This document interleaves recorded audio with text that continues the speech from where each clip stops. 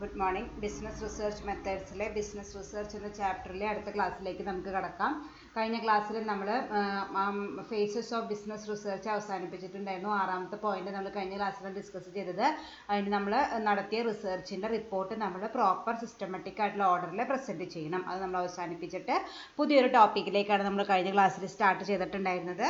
തിയറിനെ കുറിച്ചിട്ട്. Theory building ആണ് നമ്മുടെ മെയിൻ ടോപ്പിക്ക്. അതിൻ്റെ ഇൻട്രൊഡക്ഷൻ ആണ് നമ്മൾ കഴിഞ്ഞ ക്ലാസ്സിൽ ഡിസ്കസ് ചെയ്തത്. തിയറി എന്താണ്? തിയറി എന്ന് വെച്ചാൽ എന്താണ്? നമ്മൾ നമ്മുടെ സ്റ്റഡിയിൽ നടത്തിയ വേരിയബിൾസ് തമ്മിലുള്ള റിലേഷൻഷിപ്പ് ഒരു സ്റ്റേറ്റ്മെന്റ് പോലെ, പ്രപ്പോസിഷൻ പോലെ, അങ്ങനത്തെ ഒരു സെറ്റ് ഓഫ് പ്രപ്പോസിഷൻസിനെ വിളിക്കുന്ന പേരാണ് തിയറി എന്ന് വിളിക്കുന്നത്.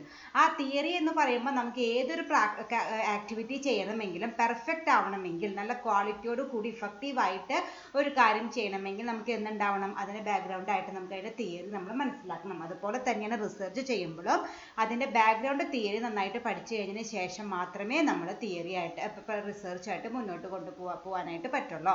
അത് കഴിഞ്ഞിട്ട് എന്ത് ചെയ്യാം? നമുക്ക് വേണമെങ്കിൽ ആ റിസർച്ച് നടത്തി കഴിഞ്ഞിട്ട്, നമ്മുടെ പ്രാക്ടീസായി റിസർച്ച് നടത്തി കഴിഞ്ഞിട്ട് നമുക്ക് വേണമെങ്കിൽ നമ്മൾ ബേസ് ചെയ്ത തിയറിയിൽ എന്തെങ്കിലും മോഡിഫിക്കേഷൻസോ ചേഞ്ചസോ കൊണ്ടുവരാനായിട്ട് പറ്റും. അങ്ങനെ തിയറിയെ കുറിച്ചുള്ള ഇൻട്രൊഡക്ഷൻ ക്ലാസ്സാണ് നമ്മൾ കഴിഞ്ഞ ക്ലാസ്സിൽ ഉണ്ടായിരുന്നത്. ഇനി അതിൻ്റെ കണ്ടിന്യൂവേഷൻ ക്ലാസ്സിലേക്ക് നമുക്ക് കടക്കാം. ഇനി നമുക്ക് നമ്മുടെ മെയിൻ പഠിക്കാനുള്ള ഏരിയയിലേക്ക് കടക്കാം. Theory building. ഇത്ര നേരം നമ്മൾ തിയറിനെ കുറിച്ചിട്ട് മാത്രം ഡീറ്റെയിൽ ആയിട്ട് പഠിച്ചത്.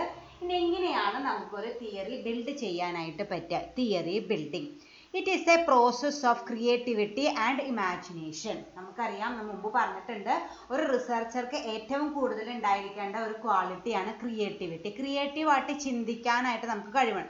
നമ്മൾ പല കാര്യങ്ങളും തിയറിയിൽ വായിച്ചാലും അത് നമ്മുടെ ആ തിയറിയിൽ വായിച്ച കാര്യങ്ങളെല്ലാം നമ്മൾ നമ്മുടെ റിസർച്ചിൽ എഴുതി വയ്ക്കുക. നമ്മൾ എന്ത് ചെയ്യണം? അതിൽ നിന്നും വ്യത്യസ്തമായിട്ട് രീതിയിൽ ചിന്തിച്ചിട്ട് നമ്മുടേതായിട്ടുള്ള ഭാഷയിൽ നമ്മളത് എഴുതി ഫലിപ്പിക്കണം. അപ്പോൾ അതിന് വിളിക്കുന്ന പേരാണ് ക്രിയേറ്റിവിറ്റി. മറ്റുള്ളവരിൽ നിന്നും വ്യത്യസ്തമായിട്ട് ചിന്തിക്കുന്ന ആ കഴിവിനെ വിളിക്കുന്ന പേരാണ് ക്രിയേറ്റിവിറ്റി അല്ലെങ്കിൽ ഇമാജിനേഷൻ എന്ന് പറയുന്നത്. അപ്പോൾ അതുകൊണ്ട് തന്നെ തിയറി ബിൽഡിംഗ് എന്താണ്? Is A process of creativity and imagination. It depends careful indication on the importance and uniqueness of the phenomena at hand, the questions explored and the context of the research. It demands careful indication on the importance and uniqueness of the phenomena at hand. അതായത് നമ്മൾ uniqueness of the phenomena at hand എന്ന് പറഞ്ഞാൽ എന്താണ്? നമ്മളെടുത്ത research problem, ആ റിസർച്ച് പ്രോബ്ലത്തിൻ്റെ careful indication on the importance and uniqueness. അതിലെന്ത് പറയുന്നത്? നമ്മൾ ഈ തിയറി ബിൽഡ് ചെയ്യുമ്പോൾ നമ്മൾ നിർബന്ധമായിട്ടും indication of importance and uniqueness of the research problem. എന്തുകൊണ്ടാണ് ഞാൻ സെലക്ട് ചെയ്ത ടോപ്പിക്ക് എന്താണ്? ഇമ്പോർട്ടൻ്റ് ആണ്, ദെൻ യൂണീക്ക് ആണ്, വളരെയധികം യൂണീക്ക് എന്ന് വെച്ചാൽ എന്താണ്? അത് വ്യത്യസ്തമാണ്, മറ്റുള്ളവരിൽ നിന്ന് വളരെ വ്യത്യസ്തമാണ് എന്ന് നമുക്ക് ഹൈലൈറ്റ് ചെയ്ത് പറയാനായിട്ട് പറയണം. So theory building demands careful indication on the importance. അതിന് ആ ടോപ്പിക്കിൻ്റെ, ആ റിസർച്ച് പ്രോബ്ലത്തിൻ്റെ ഇമ്പോർട്ടൻസിനെ കുറിച്ചിട്ടും യൂണീക്കിനെ കുറിച്ചിട്ടും എല്ലാം അത് ഹൈലൈറ്റ് ചെയ്ത് പറഞ്ഞിരിക്കണം. The questions explored. എന്തെല്ലാം ക്വസ്റ്റ്യൻസ് ആണ് അതിൽ നിന്ന് നമ്മൾ എക്സ്പ്ലോർ ചെയ്യാനായിട്ട് ഉദ്ദേശിക്കുന്നത് അത് പറയണം. And the context of the research. ഏത് കോണ്ടെക്സ്റ്റിലാണ്, ഏത് സിറ്റുവേഷനിലാണ് നമ്മൾ ഈ റിസർച്ച് നടത്താനായിട്ട് പോകുന്നത്, അതും ഇതിൽ കൃത്യമായിട്ട് മെൻഷൻ ചെയ്തിരിക്കണം. It requires ongoing comparison between theory and data and continuous modification between theory and practice. It requires ongoing comparison between theory and data. അപ്പോൾ നമ്മൾ ഇനി എന്താ ചെയ്യാൻ പോകുന്നത്? നമ്മൾ നമ്മുടെ കയ്യിലുള്ള തിയറിയും നമ്മൾ കളക്ട് ചെയ്ത ഡാറ്റയും തമ്മിൽ കണ്ടിന്യൂസ് ആയിട്ട് കമ്പയർ ചെയ്യണം. Then modification of theory and practice. ആ കമ്പാരിസന്റെ ബേസിസിൽ നമുക്ക് എന്ത് ചെയ്യാം? നമുക്ക് നമ്മുടെ തിയറിയിലും പ്രാക്ടീസിലും മോഡിഫിക്കേഷൻസ് കൊണ്ടുവരാനായിട്ട് പറ്റും. So theory building requires ongoing comparison between theory and data. നമ്മൾ ഡിപ്പെൻഡ് ചെയ്യുന്ന തിയറിയും നമ്മൾ കളക്ട് ചെയ്ത ഡാറ്റയും തമ്മിലൊരു കമ്പാരിസൺ നടത്തി we should make necessary modifications in the theory and practice. തിയറിയിലും പ്രാക്ടീസിലും നമ്മൾ നെസസറി മോഡിഫിക്കേഷൻസ് കൊണ്ടുവരാനായിട്ട് ശ്രമിക്കണം. New theory does not emerge quickly but will be developed over time as research is extended from one case to the next. അതായത് theory development എന്ന് പറയുന്നത് പെട്ടെന്ന് ഇപ്പോൾ ഇന്നൊരു ദിവസത്തെ ഒരു തിയറി വായിച്ചിട്ട് നമുക്ക് നാളെ ഒരു തിയറി ഡെവലപ്പ് ചെയ്യാനൊന്നും പറ്റില്ല.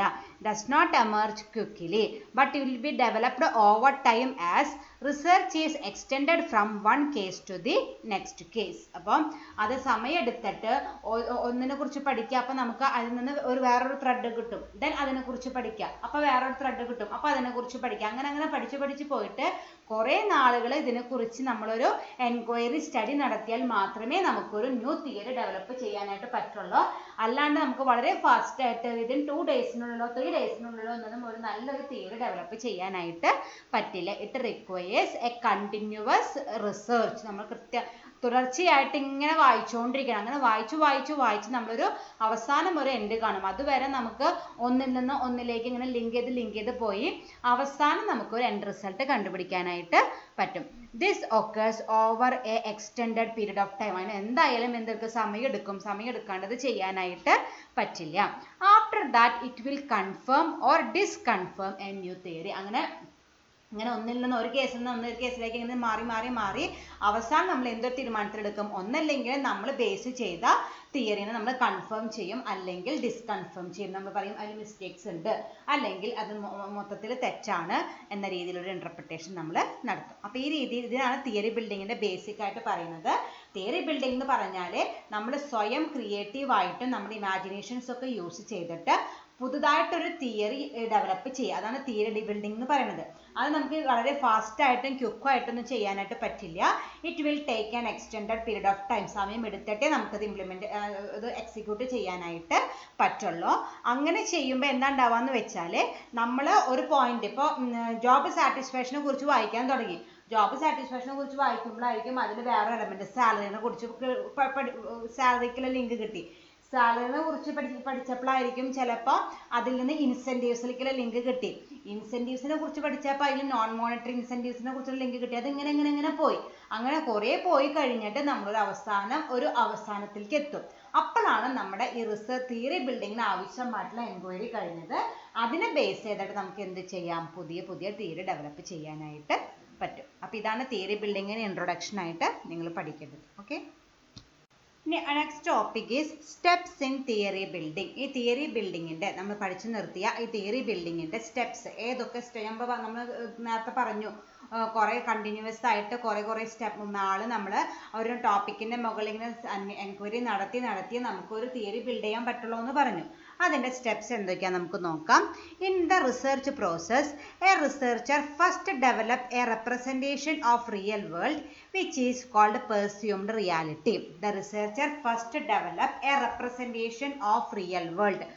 റിയൽ വേൾഡിൻ്റെ അല്ലെങ്കിൽ റിയാലിറ്റിയുടെ ഒരു റെപ്രസെൻറ്റേഷൻ ഡെവലപ്പ് ചെയ്യുക. റിസർച്ചർ അതാണ് ആദ്യം ചെയ്യേണ്ടത്. First develop a representation of the real world. Real വേൾഡിൽ ഇങ്ങനെയാണ് എന്ന് ആളൊരു ഇമാജിനേഷൻ, പ്രത്യേകിച്ച് സ്റ്റഡി നടത്തിയിട്ടൊന്നുമല്ല, ആളൊരു ഇമാജിനേഷൻ പോലെ നടത്തുക. Which is called presumed reality. Then to what extent it represent actual reality is to be examined. ഇനി ഈ ഞാൻ ഉണ്ടാക്കിയ ഈ presumed reality to what extent it represent the actual reality. Actual റിയാലിറ്റിയും ഞാൻ ഉണ്ടാക്കിയ ഈ പെർസ്യൂംഡ് റിയാലിറ്റിയും തമ്മിൽ എത്രമാത്രം കറക്റ്റ് ആണ്. അതായത് ഞാനിപ്പോൾ പറയാണ് ജോബ് സാറ്റിസ്ഫാക്ഷൻ എന്ന് പറയുന്നത് സാലറിനെ ഇൻഫ്ലുവൻസ് ചെയ്യുന്ന ഒരു ഇമ്പോർട്ടൻറ്റ് എലമെന്റ് ആണെന്ന് ഞാൻ പറയുന്നു. അതാണ് എൻ്റെ പെർസ്യൂംഡ് റിയാലിറ്റി എന്ന് പറയുന്നത്. ഇനി നമ്മൾ എന്താ ചെയ്യേണ്ടത്? അതാണ് നമ്മൾ ഏറ്റവും ആദ്യം ഇങ്ങനെ ഒരു സ്റ്റേറ്റ്മെന്റ് ഉണ്ടാക്കലാണ്, പെർസ്യൂംഡ് റിയാലിറ്റി ഉണ്ടാക്കലാണ് ഞാൻ ആദ്യം ചെയ്തു. then എന്താണ് ചെയ്യണത്? ഈ റിയൽ എക്കണോമിക് അല്ലെങ്കിൽ ബിസിനസ് വേൾഡിൽ ഇങ്ങനെ ഒരു റിലേഷൻഷിപ്പ് ഉണ്ടോ എന്ന് നമ്മളൊന്ന് സ്റ്റഡി ചെയ്യണം. For this, the researcher makes certain predictions about what is likely to be observed in the actual reality if presumed reality is an appropriate representation of the reality. അതിന് എന്ത് ചെയ്യണം? നമ്മൾ ആക്ച്വൽ റിയാലിറ്റിയിൽ എന്താ നടക്കണേ എന്ന് ഒരു എൻക്വയറി നടത്തണം. The researcher makes a certain prediction about what is likely to be observed in the actual reality. Actual റിയാലിറ്റിയിൽ എന്താണ് നടക്കാനായിട്ട് പോണത്, ഞാൻ പറഞ്ഞത് തന്നെയാണോ കറക്റ്റ് എന്ന് ആളൊന്ന് അന്വേഷിക്കണം. Then the researcher makes relevant observation from empirical world by using measurement and research design. അത് കഴിഞ്ഞിട്ട് എന്ത് ചെയ്യണം? ഈ ആക്ച്വൽ ആയിട്ട് അയാൾ മെഷർമെന്റ് നടത്താൻ പോവാണ്. നമ്മൾ ഒബ്സർവേഷൻ ഉപയോഗിച്ചിട്ട് റിയൽ വേൾഡിൽ എന്തൊക്കെയാണ് സംഭവിക്കുന്നത് എന്ന ആളൊരു എൻക്വയറി നടത്തുന്നു. The observation so obtained are compared with the predictions. അങ്ങനെ ആള് റിയൽ വേൾഡിൽ നടന്ന കാര്യങ്ങളെ കുറിച്ച് എൻക്വയറി നടത്തിയിട്ട് അത് ആള് തുടക്കത്തിൽ വെച്ചിട്ടുള്ള പ്രഡിക്ഷൻ വെച്ചിട്ട് കമ്പയർ ചെയ്യും. The result adds one piece of valid belief, fact or knowledge or body of science. അപ്പം അങ്ങനെ കമ്പയർ ചെയ്തിട്ട് നമ്മൾ എന്താണ് നമ്മൾ പറഞ്ഞതാണ് കറക്റ്റ് എന്ന് വെച്ചാൽ എന്താണ് നമ്മൾ പുതിയൊരു തിയറിയിലേക്ക് പുതുതായിട്ടൊന്ന്, അതായത് നമ്മുടെ പെർസ്യൂംഡ് റിയാലിറ്റിയാണ് കറക്റ്റായിട്ട് വന്നതെന്ന് വെച്ചാൽ നമ്മൾ പുതിയ തിയറിയിലേക്ക് പുതുതായിട്ടൊന്ന് കോൺട്രിബ്യൂട്ട് ചെയ്യാണ് ചെയ്തത്. ദെൻ റിയാലിറ്റി ആണ് ശരിയായിട്ട് വന്നതെന്ന് വെച്ചാൽ നമ്മളായിട്ട് പുതുതായിട്ട് കോൺട്രിബ്യൂട്ട് ചെയ്യാനായിട്ടൊന്നും പറ്റിയില്ല. പണ്ടത്തെ തിയറി നമ്മളൊന്നും കൂടി കൺഫേം ചെയ്യാണ് ചെയ്തത്. ഓക്കെ, അപ്പോൾ ഈ രീതിയിലാണ് തിയറി ബിൽഡിംഗ് നടത്തുന്നത്. ആദ്യം നമ്മൾ എന്ത് ചെയ്യാണ്, നമ്മൾ നടത്താനായിട്ട് ഉദ്ദേശിക്കുന്ന ടോപ്പിക്കിനെ കുറിച്ചിട്ടൊരു പെർസ്യൂംഡ് റിയാലിറ്റി ഉണ്ടാക്കുന്നു. ആ പെർസ്യൂംഡ് റിയാലിറ്റി ഉണ്ടാക്കിയതിന് ശേഷം ആക്ച്വൽ റിയാലിറ്റി മെഷർമെന്റ് നടത്തുന്നു. ദെൻ ആക്ച്വൽ റിയാലിറ്റിയുടെ ഇവാലുവേഷൻ നടത്തുന്നു. മെഷർമെന്റും ടെക്നിക്സും ഒക്കെ യൂസ് ചെയ്തിട്ട് എന്താണ് ആക്ച്വൽ ആയിട്ട് നടക്കാൻ പോകുന്നത് എക്സാമിൻ ചെയ്തിട്ട് ആ എക്സാമിൻ ചെയ്ത ഡാറ്റ ആള് എന്ത് ചെയ്യാണ്, മെഷർമെന്റ് നടത്താണ് ചെയ്യുന്നത്. എന്നിട്ട് ഈ ഒബ്സർവേഷനും ഈ ആളിപ്പോൾ നടത്തിയ ഒബ്സർവേഷനും ആളുടെ പ്രഡിക്ഷനും തമ്മിൽ കമ്പാരിസൺ നടത്തുന്നു. എന്നിട്ട് ഒന്നല്ലെങ്കിൽ നമ്മൾ ഡെവലപ്പ് ചെയ്ത അല്ലെങ്കിൽ നമ്മൾ ബേസ് ചെയ്ത തിയറി അപ്രൂവ് ചെയ്യേ ഡിസപ്രൂവ് ചെയ്യേ നമ്മൾ ചെയ്യുന്നത്. അപ്പോൾ ഇതൊക്കെയാണ് ഒരു തിയറി ബിൽഡിങ്ങിൽ മെയിനായിട്ട് വരുന്ന സ്റ്റെപ്സ് എന്ന് പറഞ്ഞത്. ഓക്കെ, അപ്പോൾ തിയറി ബിൽഡിങ്ങിന് സമയം എടുക്കുമെന്ന് പറഞ്ഞു. ഇതിലത്തെ ഓരോ സ്റ്റെപ്പിൽ കൂടി കടന്നു പോകുമ്പോൾ അത് ഇമീഡിയറ്റ് ആയിട്ട് ഷോർട്ട് നോട്ടീസിലൊന്നും നമുക്ക് അവസാനിപ്പിക്കാനായിട്ട് പറ്റില്ല.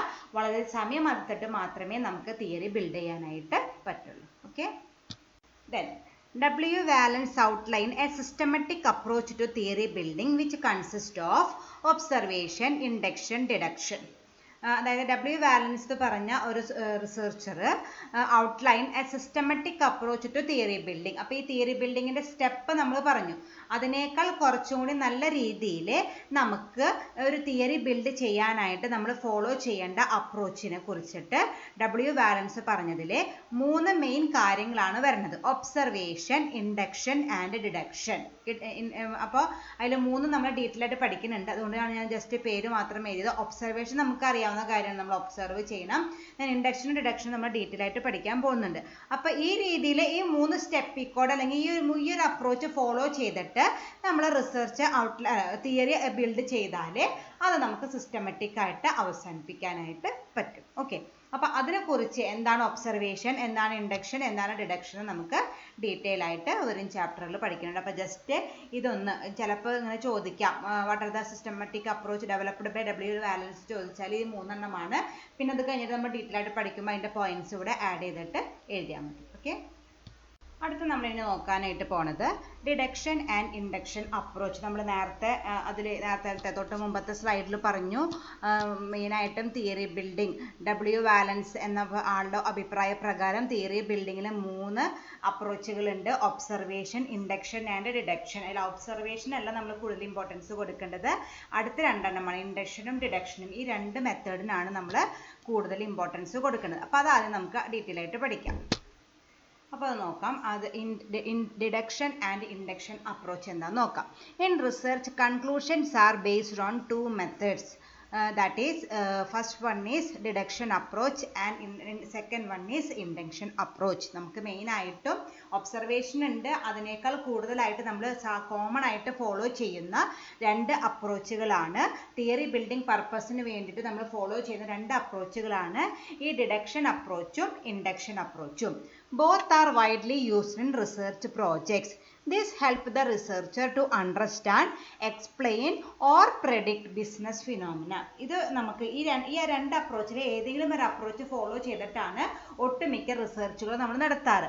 അത് നമുക്കൊരു റിസർച്ചർക്ക് helps the researcher to understand, ആ കോൺസെപ്റ്റിനെ കുറിച്ച് അല്ലെങ്കിൽ ആ ടോപ്പിക്കിനെ കുറിച്ച് അണ്ടർസ്റ്റാൻഡ് ചെയ്യാനും എക്സ്പ്ലെയിൻ ചെയ്യാനും പ്രെഡിക്റ്റ് ചെയ്യാനും വളരെയധികം യൂസ്ഫുൾ ആണ്. This help the researcher to understand, explain or predict the business phenomena. അത് കൃത്യമായിട്ട് മനസ്സിലാക്കാനായിട്ട് ഇത് റിസർച്ചറെ വളരെയധികം ഹെൽപ്പ് ചെയ്യുന്നുണ്ട്. ഇനി നമുക്കത് ഡീറ്റെയിൽ ആയിട്ട് ഓരോന്നും ഡീറ്റെയിൽ ആയിട്ട് പഠിക്കാനുണ്ട്. നമുക്ക് നോക്കാം. അതിന് ആദ്യത്തെ നമുക്ക് നോക്കാം ഡിഡക്ഷൻ തിയറി. ഡിഡക്ഷൻ തിയറിയാണ് നമ്മൾ ആദ്യമായിട്ട് നോക്കാൻ പോണത്.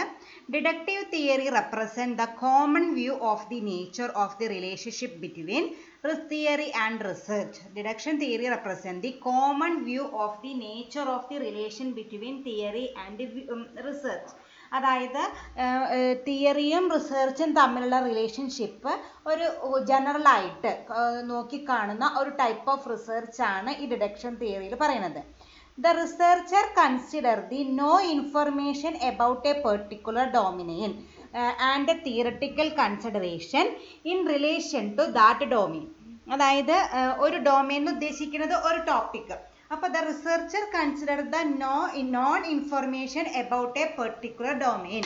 ഒരു പെർട്ടിക്കുലർ കൺസെപ്റ്റ് അല്ലെങ്കിൽ ഒരു പെർട്ടിക്കുലർ ടോപ്പിക്കിലായി റിലേറ്റഡ് ആയിട്ടുള്ള ജനറൽ ആയിട്ട് അവൈലബിൾ ആയിട്ടുള്ള ഇൻഫർമേഷനെ ബേസ് ചെയ്യും. And theoretical consideration in relation to that domain. ആ ഡൊമെയിൻ റിലേറ്റഡ് ആയിട്ടുള്ള തിയറി, ബാക്ക്ഗ്രൗണ്ട് തിയറീസുമാണ് ഈ ഡിഡക്ഷൻ തിയറിയിലെ ഒരു റിസർച്ചറെ ബേസ് ആക്കിയിട്ട് എടുക്കുക. അതായത് നമുക്ക് ഇപ്പോൾ ഓൾറെഡി ഇപ്പം ഞാനിപ്പോൾ ഒരു ടോപ്പിക് എടുത്തു, കസ്റ്റമർ സാറ്റിസ്ഫാക്ഷൻ എന്ന് പറഞ്ഞ ടോപ്പിക് എടുത്തിട്ടുണ്ടെങ്കിൽ ആ കസ്റ്റമർ സാറ്റിസ്ഫാക്ഷൻ എന്ന ടോപ്പിക്കിന് റിലേറ്റഡ് ആയിട്ട് ഇപ്പോൾ നിലവിൽ അവൈലബിൾ ആയിട്ടുള്ള ഇൻഫർമേഷനും അതുപോലെ അതിൻ്റെ തിയററ്റിക്കൽ ബാക്ക്ഗ്രൗണ്ടുമാണ് ആളുടെ സ്റ്റഡിയിൽ സ്റ്റാർട്ടിംഗ് പോയിന്റ് ആയിട്ട് എടുക്കുക. On the basis of both he deduce hypothesis. ഇതിൻ്റെ ഇപ്പം നമ്മൾ കണ്ടുപിടിച്ച ഇൻഫർമേഷൻ്റെയും തിയററ്റിക്കൽ ബാക്ക്ഗ്രൗണ്ടിൻ്റെയും ബേസിസിൽ ആൾ എന്ത് ചെയ്യാണ്? ഹി കൺക്ലൂഡ് ദ ഹൈപ്പോത്തിസിസ് അല്ലെങ്കിൽ he construct the hypothesis. In turn, these hypotheses are tested through prediction and observation. അങ്ങനെ ഈ ജനറൽ ആയിട്ട് ഇപ്പോൾ അവൈലബിൾ ആയിട്ടുള്ള ഇൻഫർമേഷനും തിയറിയും ബേസ് ചെയ്തിട്ട് ഡെവലപ്പ് ചെയ്ത ആ ഹൈപ്പോത്തസിസ് ടെസ്റ്റിംഗ് ആണ് ഈ ആൾ റിസർച്ചിൽ ചെയ്യുക. നിങ്ങൾ അതിൻ്റെ ഇൻഡക്ഷൻ എന്താണെന്ന് പഠിച്ചാലാണ് ഇതിൻ്റെ വ്യത്യാസം നിങ്ങൾക്ക് മനസ്സിലാവുക. അപ്പോൾ തൽക്കാലം ഇപ്പം ഞാൻ പറഞ്ഞു തരാം. ഒരാൾ ഒരു ഡിഡക്ഷൻ തിയറി പ്രകാരമാണ് റിസർച്ച് ചെയ്യാനായിട്ട് പോണേന്ന് വെച്ചാൽ ആൾ ആദ്യം ചെയ്യേണ്ടത് എന്താണെന്ന് വെച്ചാൽ ആൾ സെലക്ട് ചെയ്ത ടോപ്പിക്കിൽ ഇപ്പോൾ നിലവിൽ അവൈലബിൾ ആയിട്ടുള്ള തിയറിയും ഇൻഫർമേഷനും വെച്ചിട്ടാണ് ആളുടെ റിസർച്ച് സ്റ്റാർട്ട് ചെയ്യാം. അതിനെ ബേസ് ചെയ്തിട്ട് ആ ഇൻഫർമേഷനും ആ തിയറിനെയും ബേസ് ചെയ്തിട്ട് ആൾ എന്ത് ചെയ്യും? ആദ്യം ഒരു ഹൈപ്പോത്തിസിസ്, ആളുടെ സ്റ്റഡിക്ക് ആവശ്യമായിട്ടുള്ള നമ്പർ ഓഫ് ഹൈപ്പോത്തിസിസ് ഫോർമുലേറ്റ് ചെയ്യും. ആ ഫോർമുലേറ്റ് ചെയ്ത ഹൈപ്പോത്തിസിസിനെ ടെസ്റ്റ് ചെയ്യലാണ് ആളുടെ റിസർച്ചിൽ നടത്തുന്നത്. അങ്ങനെ ടെസ്റ്റ് ചെയ്തിട്ട് ചിലപ്പോൾ ആൾ പറഞ്ഞത് ശരിയാണെങ്കിൽ അത് ആക്സെപ്റ്റ് ചെയ്യും, അല്ലെങ്കിൽ തെറ്റാണെങ്കിൽ ആൾ റിജക്റ്റ് ചെയ്യും. ഇതാണ് ഡിഡക്ഷൻ തിയറിയിൽ പറയുന്നത്. ഓക്കെ, അപ്പോൾ അവിടെ എന്താ ചെയ്യുന്നത്? ഓൾറെഡി അവൈലബിൾ ആയിട്ട് ഇൻഫർമേഷൻ മാത്രമേ ഉള്ളൂ, അല്ലാണ്ട് സ്വയമായിട്ട് ഒന്നും കണ്ടുപിടിച്ചിട്ടില്ല. ഓൾറെഡി അവൈലബിൾ ആയിട്ട് ഇൻഫർമേഷൻ്റെ മുകളിൽ ഒരു ഹൈപ്പോത്തസിസ്, സ്വന്തമായിട്ടുള്ള ഒരു ഹൈപ്പോത്തസിസ് ഫോർമുലേറ്റ് ചെയ്തിട്ട് ടെസ്റ്റിംഗ് നടത്തലാണ് ഏതിൽ നടത്തുന്നത്? ഡിഡക്ഷൻ തിയറിയിൽ നടത്തുന്നത്. ചെറിയൊരു ഐഡിയ കിട്ടിയിട്ടുണ്ടെന്ന് വിചാരിക്കുന്നു. അടുത്തത് പഠിക്കുമ്പോൾ ഒന്നും കൂടി നമുക്ക് മനസ്സിലാവും. അതായത് ഇപ്പോൾ ഒരു തിയറി പഠിച്ചു, ഇനി ഡീറ്റെയിൽ ആയിട്ട് ഇത് കഴിഞ്ഞിട്ട് നമ്മൾ പഠിക്കും. ഇപ്പോൾ ജസ്റ്റ് ഒരു കമ്പാരിസന് വേണ്ടിയിട്ടാണ്. ഇപ്പോൾ ഏത് പഠിച്ചു? ഡിഡക്ഷൻ തിയറി പഠിച്ചു. ജനറൽ അവൈലബിൾ ടു നമ്മുടെ റിസർച്ചിൽ ടെസ്റ്റ് ചെയ്യലാണ്. ജനറൽ ആയിട്ടുള്ള അവൈലബിൾ ആയിട്ട് ഇൻഫർമേഷൻ വെച്ചിട്ട് നമ്മൾ ഹൈപ്പോത്തസിസ് ഫിക്സ് ചെയ്യണോ, ദെൻ ആ ഹൈപ്പോത്തസിസ് ടെസ്റ്റ് ചെയ്യലാണ് നമ്മൾ റിസർച്ചിൽ ചെയ്യാം. Okay, then the second one is induction theory. നമ്മൾ നേരത്തെ പഠിച്ച ഡിഡക്ഷൻ ആയിരുന്നു, അതിൻ്റെ നേരെ ഓപ്പോസിറ്റ് ആണ് ഇൻഡക്ഷൻ തിയറി എന്ന് പറയുന്നത്. Induction theory begins from particular observation from which empirical generalization are made. These generalization can form the basis of theory building. Then they are turned into hypothesis and tested. ഇവിടെ നേരെ opposite ആണ്. നമ്മൾ നേരത്തെ general ആയിട്ടുള്ള ഒരു idea അല്ലെങ്കിൽ നമ്മുടെ കയ്യിലുള്ള ഒരു തിയറി വെച്ചിട്ടാണ് നമ്മൾ സ്റ്റാർട്ട് ചെയ്തത്. ഇവിടെ അതൊന്നുമല്ല നമ്മൾ സ്റ്റാർട്ട് ചെയ്യുന്നത്. ഇവിടെ നമ്മൾ എന്താണ്? നമ്മുടെ ഒബ്സർവേഷൻ ആണ്. നമ്മൾ ഒരു ടോപ്പിക്കിനെ കുറിച്ചിട്ട് നമ്മളുടെ കാഴ്ചപ്പാട് വെച്ചിട്ട് ആണ് നമ്മളിത് സ്റ്റാർട്ട് ചെയ്യുന്നത്. Induction begins from a particular observation from which empirical generalization are made. അതിൽ നമ്മൾ എന്താണ്? നമ്മൾ കണ്ടതനുസരിച്ചിട്ട് നമ്മുടെ ഒബ്സർവേഷൻ്റെ ബേസിസിൽ നമ്മളൊരു ജനറലൈസേഷൻ ഉണ്ടാക്കുകയാണ്. ഈ ജനറലൈസേഷൻ ആണ് തിയറി ഫോമിൻ്റെ ബിൽഡിംഗ് ബേസിക് ആയിട്ട് പറയുന്നത്. They are turned in to hypothesis. ഈ ഒബ്സർവേഷൻസ് പിന്നെ എന്തിലേക്ക് മാറും? ഹൈപ്പോത്തസിസിലേക്ക് മാറിയിട്ട് ആ ഹൈപ്പോത്തസിസ് ടെസ്റ്റ് ചെയ്തിട്ട് നമ്മൾ അതൊരു തിയറി ആയിട്ട് ഡെവലപ്പ് ചെയ്യും. ഓക്കെ, അപ്പോൾ ഡിഡക്ഷൻ തിയറിയിൽ നമ്മൾ ഓൾറെഡി അവൈലബിൾ ആയിട്ടുള്ള ഒരു തിയറിനെ ബേസ് ചെയ്തിട്ട് ഹൈപ്പോത്തസിസ് ഉണ്ടാക്കുന്നു. അത് ടെസ്റ്റ് ചെയ്തിട്ട് ആ ഹൈപ്പോത്തസിസ് ആക്സെപ്റ്റ് ചെയ്യണോ റിജക്റ്റ് ചെയ്യണോ എന്ന് തീരുമാനിക്കുന്നു. ഓക്കെ, എന്നിട്ട് നമ്മുടേതായിട്ടുള്ള തിയറി ഉണ്ടാക്കുന്നു. ഇതിലെന്താണെന്ന് വെച്ചാൽ നമ്മൾ ഒരു തിയറിനെ ബേസ് ചെയ്യുന്നില്ല. നമ്മൾ എംപറിക്കൽ സ്റ്റഡിയിൽ ചെയ്ത പോലെ പ്യുവർ ഒബ്സർവേഷനെ മാത്രം ബേസ് ചെയ്തിട്ട് നമ്മളൊരു ജനറലൈസേഷൻ, ഒരു ധാരണ ഉണ്ടാക്കുന്നു. ആ ധാരണ വെച്ചിട്ട് നമ്മളൊരു ഹൈപ്പോത്തസിസ് ഫോർമുലേറ്റ് ചെയ്യുന്നു. ആ ഹൈപ്പോത്തസിസ് നമ്മൾ സ്റ്റാറ്റിസ്റ്റിക്കൽ ടൂൾസ് വെച്ച് ടെസ്റ്റ് ചെയ്തിട്ട് ആ ഹൈപ്പോത്തസിസ് ആക്സെപ്റ്റ് ചെയ്യുകയോ റിജക്റ്റ് ചെയ്യുകയോ ചെയ്യും. എന്നിട്ട് നമ്മൾ എന്ത് ചെയ്യും? ഒരു തിയറി ബിൽഡ് ചെയ്യുന്നു. അതാണ് നമ്മുടെ രണ്ടാമത്തെ തിയറി എന്ന് പറയുന്നത്, ഇൻഡക്ഷൻ തിയറി. ക്ലിയർ ആയെന്ന് ഞാൻ വിചാരിക്കുന്നു. ഒന്നും കൂടി പറഞ്ഞു തരാം. സിമ്പിൾ ആണ്, പക്ഷെ മനസ്സിലാക്കിയെടുക്കാൻ ഇത്തിരി ബുദ്ധിമുട്ടുണ്ട്. ഡിഡക്ഷനിലാണെങ്കിൽ ജനറൽ ടു പെർട്ടിക്കുലർ ആണ്. ഓൾറെഡി അവൈലബിൾ ആയിട്ടുള്ള ഇൻഫർമേഷൻ ആണ് നമ്മൾ അതിൽ ബേസ് ആക്കി വെക്കുന്നത്. ഓൾറെഡി അവൈലബിൾ ആയിട്ടുള്ള ഇൻഫർമേഷനും തിയറീസിനും ബേസ് ചെയ്തിട്ട് നമ്മളൊരു ഹൈപ്പോത്തസിസ് ഫോർമുലേറ്റ് ചെയ്യുന്നു. ആ ഹൈപ്പോത്തസിസ് നമ്മൾ സ്റ്റാറ്റിസ്റ്റിക്കൽ ടൂൾസ് വെച്ചിട്ട് ടെസ്റ്റ് ചെയ്യുന്നു. എന്നിട്ട് ആക്സെപ്റ്റ് ചെയ്യുക റിജക്റ്റ് ചെയ്യുകയോ ചെയ്യുന്നു. അതിനനുസരിച്ചിട്ടൊരു തിയറി നമ്മൾ ഉണ്ടാക്കുന്നു. ഓക്കെ, നമ്മുടെ സ്വന്തം തിയറി നമ്മൾ ബേസ് ചെയ്ത വേറെ റിസർച്ചറുടെ തിയറിയാണ്. അതിനെ ബേസ് ചെയ്തിട്ടാണ് നമ്മൾ ഇതൊക്കെ ചെയ്തത്. പക്ഷേ ഇൻഡക്ഷനിൽ എന്താണെന്ന് വെച്ചാൽ നമ്മൾ തിയറി ഒന്നും നോക്കണില്ല. നമ്മുടെ സ്വന്തം ഒബ്സർവേഷൻ പ്രകാരം നമ്മളൊരു ഹൈപ്പോത്തസിസ് ഫോർമുലേറ്റ് ചെയ്യുന്നു. ആ ഹൈപ്പോത്തസിസ് സ്റ്റാറ്റിസ്റ്റിക്കൽ ടൂൾസ് വെച്ചിട്ട് ടെസ്റ്റ് ചെയ്യുന്നു. അത് ആക്സെപ്റ്റ് ചെയ്യുക റിജക്റ്റ് ചെയ്യുകയോ ചെയ്യുന്നു. അതിനനുസരിച്ച് നമ്മൾ നമ്മുടേതായിട്ടുള്ള സ്വന്തം തിയറി കൺസ്ട്രക്ട് ചെയ്യുന്നു. ഓക്കെ, അപ്പോൾ ഡിഡക്ഷനുണ്ട് ഇൻഡക്ഷനുണ്ട്. ഡിഡക്ഷൻ എന്ന് പറഞ്ഞാൽ ജനറൽ ടു പെർട്ടിക്കുലർ ആണ്. ഇതെന്ന് പറഞ്ഞാൽ പെർട്ടിക്കുലർ ടു ജനറൽ ആണ്. അവിടെ നമ്മൾ തിയറിനെ ബേസ് ചെയ്തിട്ട് ഹൈപ്പോത്തസിസ് ഫോർമുലേറ്റ് ചെയ്യുന്നു. ഇവിടെ നമ്മുടെ സ്വന്തം ഒബ്സർവേഷൻ പ്രകാരം നമ്മൾ ഹൈപ്പോത്തസിസ് ഫിക്സ് ചെയ്യുന്നു. ഓക്കെ, അപ്പോൾ അതാണ് രണ്ട് തിയറി മെയിൻ ആയിട്ടും റിസർച്ചിൽ. ഒന്നല്ലെങ്കിൽ ചില റിസർച്ചിൽ ഡിഡക്ഷൻ തിയറി യൂസ് ചെയ്യും, അല്ലെങ്കിൽ ഇൻഡക്ഷൻ തിയറി യൂസ് ചെയ്യും. ഏറ്റവും ഇമ്പോർട്ടൻ്റ് ആയിട്ട് തിയറി ബിൽഡിങ്ങിന് യൂസ് ചെയ്യുന്ന രണ്ട് തിയറീസ് ആണ് ഈ ഡിഡക്ഷൻ തിയറിയും ഇൻഡക്ഷൻ തിയറി. ഓക്കെ, ഇനി നമുക്ക് ഡിഡക്ഷനെ കുറിച്ച് ഡീറ്റെയിൽ ആയിട്ട് പഠിക്കാം. അത് നമ്മൾ തിയറി ആയിട്ട് പഠിച്ചതാണ്. ഞാൻ ഡിഡക്ഷനെ കുറിച്ച് നമുക്ക് ഡീറ്റെയിൽ ആയിട്ട് പഠിക്കാം. It follows an approach which is top down or from general to specific. ഈ അപ്രോച്ച് ഫോളോ ചെയ്യുന്നത് എന്താണ്?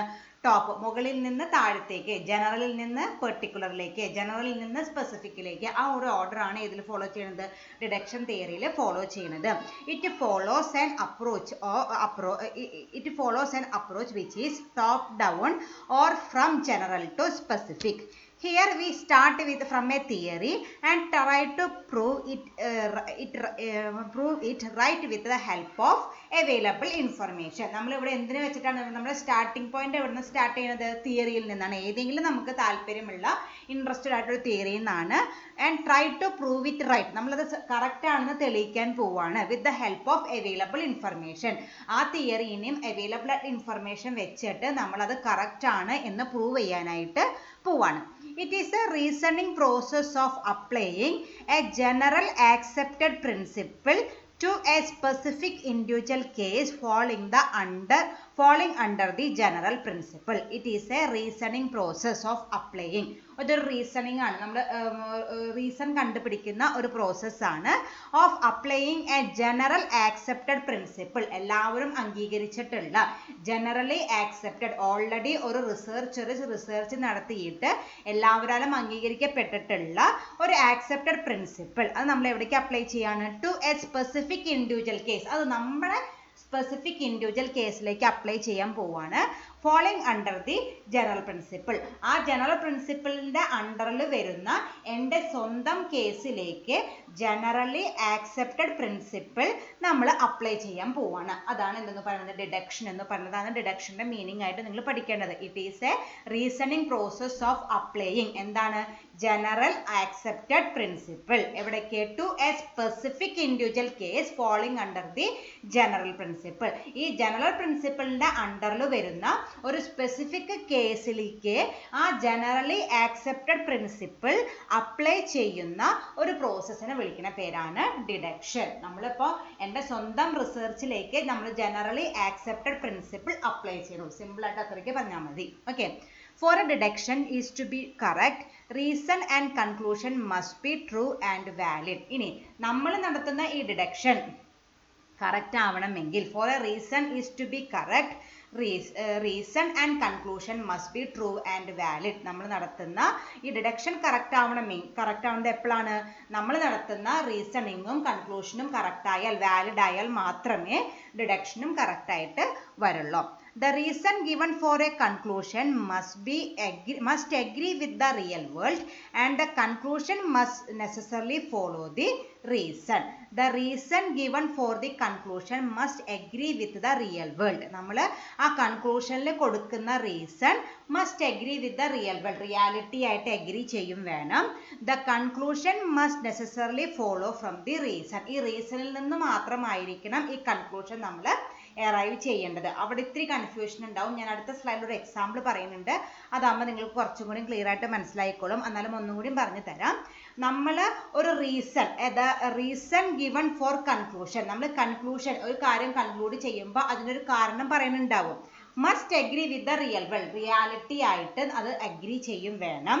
then conclusion must necessarily follow the reason. ആ റീസണിൽ നിന്നായിരിക്കണം ഈ കൺക്ലൂഷൻ ഡിറൈവ് ചെയ്തിട്ടുണ്ടാവുന്നത്. നമ്മൾ കൺക്ലൂഡ് ചെയ്ത ആ കൺക്ലൂഷന് ഒരു റീസൺ ഉണ്ടായിരിക്കണം. അതാണ് അവിടെ പറയുന്നത്. ഓക്കെ, അപ്പോൾ അതാണ് ഡിഡക്ഷന്റെ സിമ്പിൾ മീനിങ് എന്ന് പറയുന്നത്. ജനറൽ ടു സ്പെസിഫിക് ആണ്. നമ്മൾ ജനറലി ആക്സെപ്റ്റഡ് പ്രിൻസിപ്പിൾ നമ്മുടെ ഇൻഡിവിജ്വൽ കേസിൽ അപ്ലൈ ചെയ്യുന്നു. ഫോർ വാട്ട് റീസണിങ് പർപ്പസിന് വേണ്ടി അപ്ലൈ ചെയ്യുന്ന ആ പ്രോസസ്സിനെ വിളിക്കുന്ന പേരാണ് ഡിഡക്ഷൻ എന്ന് പറയുന്നത്. അതിൽ നമ്മൾ അറൈവ് ചെയ്യുന്ന കൺക്ലൂഷൻ, ഡിഡക്ഷൻ പ്രോസസ്സ് കറക്റ്റ് ആവണമെങ്കിൽ നമ്മുടെ കൺക്ലൂഷനും കറക്റ്റ് ആവണം. എന്നാലേ ഡിഡക്ഷനും കറക്റ്റ് ആയെന്ന് പറയാനായിട്ട് പറ്റുള്ളൂ. അങ്ങനെ നമ്മൾ ഡിഡക്ഷൻ തിയറി അപ്ലൈ ചെയ്തിട്ട് അറൈവ് ചെയ്യുന്ന കൺക്ലൂഷൻ എവിടെ നിന്നായിരിക്കണം? ഏതെങ്കിലും ഒരു റീസൺ, ആ റീസണിൽ നിന്നായിരിക്കണം അത് നമ്മൾ ഡിറൈവ് ചെയ്തിട്ടുണ്ടാവുന്നത്. നമ്മുടെ കൺക്ലൂഷന് ഒരു പാരന്റ് എന്ന രീതിയിൽ ഒരു റീസൺ ഉണ്ടായിരിക്കണം. നമ്മൾ പാരന്റ് ചൈൽഡ് എന്ന് പറയില്ലേ, ഏതൊരു ചൈൽഡിനും ഒരു പാരന്റ് ഉണ്ടാവും. അതുപോലെ നമ്മുടെ കൺക്ലൂഷൻ ആണ് ചൈൽഡ്, അതിന്റെ പാരന്റ് എന്ന് പറയുന്നത് അതിനൊരു റീസൺ ഉണ്ടായിരിക്കണം. ആ റീസണിൽ നിന്നായിരിക്കണം എന്തുണ്ടായിരിക്കുന്നുണ്ടാവുക? ഈ ഒരു കൺക്ലൂഷൻ നമ്മൾ അറൈവ് ചെയ്തിട്ടുണ്ടാവുക. ഓക്കെ, ഇനി അടുത്ത എക്സാമ്പിൾ പറയുമ്പോൾ ഒന്നുകൂടി ക്ലിയർ ആവും. It is a way of making a particular inference from generalization. വേറൊരു സിമ്പിൾ മീനിങ് ആണ്. It is a way of making a particular inference from generalization. ജനറലൈസേഷനിൽ നിന്ന് ഒരു പെർട്ടിക്കുലർ ഇൻഫറൻസ് ഉദ്ദേശിക്കുന്നത് കൺക്ലൂഷൻ തന്നെ. ആ ജനറലി ആക്സെപ്റ്റഡ് പ്രിൻസിപ്പിളിൽ നിന്ന് ഒരു കൺക്ലൂഷൻ ഉണ്ടാക്കുന്നതിനെ വിളിക്കുന്ന പേരാണ് ഡിഡക്ഷൻ എന്ന് പറയുന്നത്. ഇനി രണ്ട് എക്സാമ്പിൾ പറഞ്ഞിട്ടുണ്ട്. ഒന്നാമത്തെ എക്സാമ്പിൾ വായിക്കാം. All Chinese eat snakes. എല്ലാ ചൈനക്കാരും എന്തിനെ കഴിക്കുന്നുണ്ട്? സ്നേക്കിനെ, പാമ്പിനെ കഴിക്കുന്നുണ്ട്.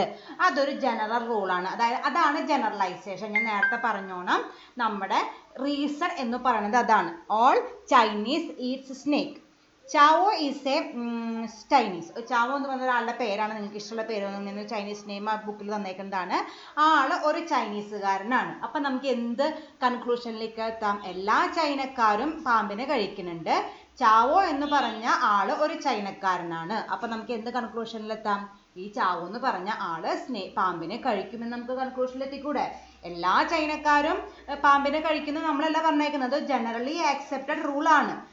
അതൊരു റൂളാണ്. അതുപോലെ ചാവോ എന്ന് പറഞ്ഞ ആളും എന്താണ്?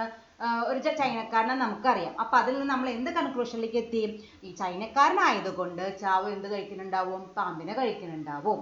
ഓക്കെ, അതൊരു എക്സാമ്പിൾ. ക്ലിയർ ആയില്ലേ? രണ്ടാമത്തെ എക്സാമ്പിൾ നോക്കാം.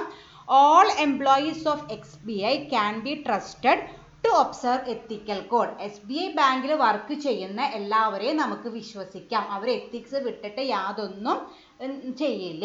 എത്തിക്സ് ഒക്കെ നമുക്കറിയാലോ. അതായത് നമ്മളെ പറ്റിക്കില്ല അവർ. SBI ബാങ്കിലത്തെ എംപ്ലോയീസ് ആരും നമ്മളെ പറ്റിക്കില്ല. അതാണ് ഒരു കോമൺ ആയിട്ടുള്ള ജനറലി ആക്സെപ്റ്റഡ് റൂൾ എന്ന് പറയുന്നത്. Rajeev is an employee of SBI. Rajeev എന്ന് പറഞ്ഞ ആള് SBIയിലത്തെ എംപ്ലോയി ആണ്. അപ്പൊ നമുക്ക് എന്തിനറിയാം? രാജീവ് ഒരിക്കലും നമ്മളെ പറ്റിക്കില്ല എന്ന് നമുക്ക് ഉറപ്പാക്കിക്കൂടെ? കാരണം എന്താ? ആദ്യം നമ്മൾ പറഞ്ഞു SBIയിലത്തെ എല്ലാ എംപ്ലോയീസിനെയും വിശ്വസിക്കാവുന്നതാണ്, അവരെ അൺഎത്തിക്കലായിട്ട് ഒന്നും ചെയ്യില്ല. അത് രണ്ടാമത് നമ്മൾ എന്ത് പറഞ്ഞു? രാജീവ് എന്ന് പറഞ്ഞ ഒരാള് SBIയിലത്തെ എംപ്ലോയി ആണെന്നും പറഞ്ഞു. അപ്പൊ നമുക്ക് എന്ത് കൺക്ലൂഷനിലേക്ക് എത്താം? Rajeev can be trusted to observe the ethical code. Rajeev എന്ന് പറഞ്ഞ ഒരാള് SBI എംപ്ലോയി ആയ രാജീവ്, എല്ലാ രാജീവുകളും അല്ല കേട്ടോ, SBIയിൽ വർക്ക് ചെയ്യുന്ന രാജീവ് എന്ന് പറഞ്ഞ ആള് എന്താണ് നമ്മളെ ഒരിക്കലും പറ്റിക്കില്ല എന്ന് നമുക്ക് കൺക്ലൂഡ് ചെയ്യാനായിട്ട് പറ്റും. ഓക്കെ, ഇപ്പോൾ കുറച്ചും കൂടി മനസ്സിലാക്കാമെന്ന് ഞാൻ വിചാരിക്കുന്നു. നമുക്ക് ഒരു കൺക്ലൂഷനിൽ എത്താനായിട്ട് ഒരു ജനറലി ആക്സെപ്റ്റഡ് പ്രിൻസിപ്പിൾ ഉണ്ടാവും. അതിൽ നിന്നാണ് നമ്മൾ എന്ത് ഡിറൈവ് ചെയ്യുക, കൺക്ലൂഷൻ ഡിറൈവ് ചെയ്യാനായിട്ട് പറ്റുക. ആദ്യം പറഞ്ഞ എക്സാമ്പിളിലെ എന്തായിരുന്നു ജനറലി ആക്സെപ്റ്റഡ് പ്രിൻസിപ്പിൾ? എല്ലാ ചൈനക്കാരും പാമ്പിനെ തിന്നുന്നും പറഞ്ഞു. അതുപോലെ ചാവോ എന്ന് പറഞ്ഞ ഒരാൾ ഒരു ചൈനക്കാരനാണെന്നും പറഞ്ഞു. അപ്പം നമ്മൾ അതിന് എന്ത് കൺക്ലൂഷൻ ഇട്ടു? ഈ ആള് എന്തായാലും പാമ്പിനെ തിന്നും എന്ന് നമ്മൾ ഒരു കൺക്ലൂഷനിലേക്ക് അറൈവ് ചെയ്തു. രണ്ടാമത്തെ എക്സാമ്പിളിൽ എന്ത് പറഞ്ഞു? SBIയിലത്തെ എല്ലാ എംപ്ലോയീസിനും നമുക്ക് വിശ്വസിക്കാം, കാരണം അവരൊരിക്കലും അൺഎത്തിക്കലായിട്ട് ഒരു കാര്യം ചെയ്യില്ല. അതൊരു ജനറലി ആക്സെപ്റ്റഡ് റൂളാണ്. രണ്ടാമത് എന്ത് പറഞ്ഞു? രാജീവ് എന്ന് പറഞ്ഞ ഒരാള് SBI എംപ്ലോയി ആണെന്നും പറഞ്ഞിട്ടുണ്ട്. അപ്പൊ അതിന് നമ്മൾ എന്ത് കൺക്ലൂഷനിലേക്ക് എത്തും? SBIയിൽ വർക്ക് ചെയ്യുന്ന Rajeev is a trusted person. ആളെ നമുക്ക് വിശ്വസിക്കാം. Because he will not do any unethical things. എല്ലാം അൺഎത്തിക്കലായിട്ട് യാതൊന്നും ചെയ്യില്ല എന്ന് നമുക്ക് ഒരു കൺക്ലൂഷനിലേക്ക് എത്താം. അപ്പൊ ഈ രീതിയിൽ ജനറലി ആക്സെപ്റ്റഡ് ആയിട്ടുള്ള ഏതെങ്കിലും ഒരു റൂൾ വെച്ചിട്ട് നമ്മുടെ സ്റ്റഡിയിലെ കൺക്ലൂഷൻ അറൈവ് ചെയ്യുന്ന ആ മെത്തേഡിനെ വിളിക്കുന്ന പേരാണ് ഡിഡക്ഷൻ. ഇപ്പോൾ ഒരുവിധം ക്ലിയർ ആയിട്ടുണ്ടെന്ന് വിചാരിക്കുന്നു. ജനറലി ആക്സെപ്റ്റഡ് പ്രിൻസിപ്പിൾ ഉണ്ടാവും. അത് വെച്ചിട്ട് നമ്മൾ എന്താണ് ചെയ്യുന്നത്? ഒരു കൺക്ലൂഷനിലേക്ക് അറൈവ് ചെയ്യാണ് ചെയ്യുന്നത്. ഓക്കെ, അപ്പോൾ ഇത്രയും കാര്യങ്ങളാണ് ഇന്നത്തെ ക്ലാസ്സിൽ ഡിസ്കസ് ചെയ്തത്. എല്ലാവരും കൃത്യമായിട്ട് നോട്ട് ചെയ്ത് വെക്കുക. Thank you.